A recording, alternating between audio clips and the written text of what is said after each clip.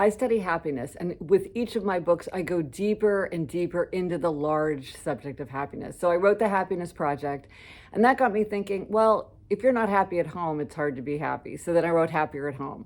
And then I realized, well, to be happy, you often need to work on your habits. And that led me to write my book, Better Than Before. And when I was writing Better Than Before, I noticed this, very distinctive different ways that people responded to the ideas of habits and many other things. That led me to my Four Tendencies personality framework. That led me to my book, The Four Tendencies. Along the way, I was puzzled by the question, why is it that for so many people like me, outer order contributes to inner calm? So I wrote a little book about that. And most recently, I've been enraptured by the question of how the five senses can be such an element of a happier, healthier, more productive, and more creative life. With our five senses, we can do so many things to further our happiness. We can appreciate the moment. We can connect with other people. We can boost our creativity and our focus. We can calm ourselves down and pump ourselves up. I just remember the other day, it was snowing outside, and I love watching the snowfall. And I thought, well, I won't watch the snowfall right now. I'm busy. I'll watch the snowfall later. And then I thought, watch the snowfall now. Don't take the snow for granted. Really look at the snow. And so I decided I'm going to go for a walk in Central Park. I want to smell the snow. I want to feel the snow falling on my face and catching in my eyelashes. I want to hear how snow affects the sound quality. I want to really tap into my five senses so that I can truly appreciate the beauty of that moment. Engaging with our five senses helps us to connect with the world more deeply. It also connects us, just as it connects us to the present moment, it also helps to connect us to the past, because the five senses, everyone knows the power of the five senses to bring back the past.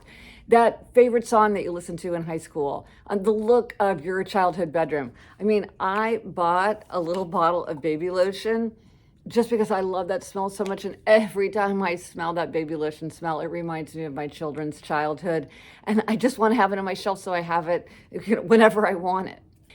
Engaging with our senses is a great way to get to know ourselves better, because we all live in very different sensory worlds and we all have very different sensory preferences. For example, if you're trying to concentrate, do you want to be in an environment of silence? Do you want music playing? Do you want music without words, music with words? Do you like a busy hum, like a coffee shop?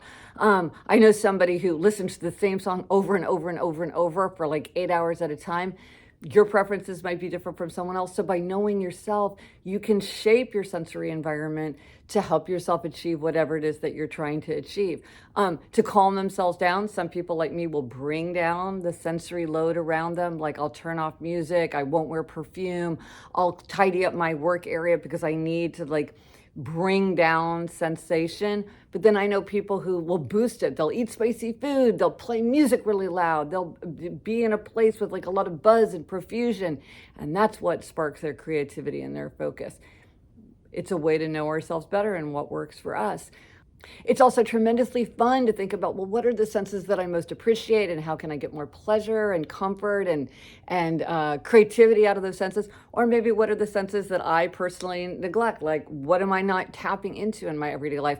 I realized I wasn't tapping into my sense of hearing and my sense of taste. So I found all kinds of ways to turn to those senses for pleasure and comfort, and also to connect with other people. One of the best ways to connect with other people is to share experiences with them related to smelling, tasting, touching, seeing, hearing.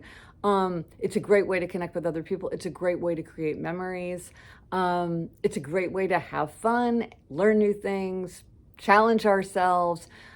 There's so much to be gained from tapping into the power of our five senses, or whatever senses we have. You may not have five senses, but whatever complement of senses you have.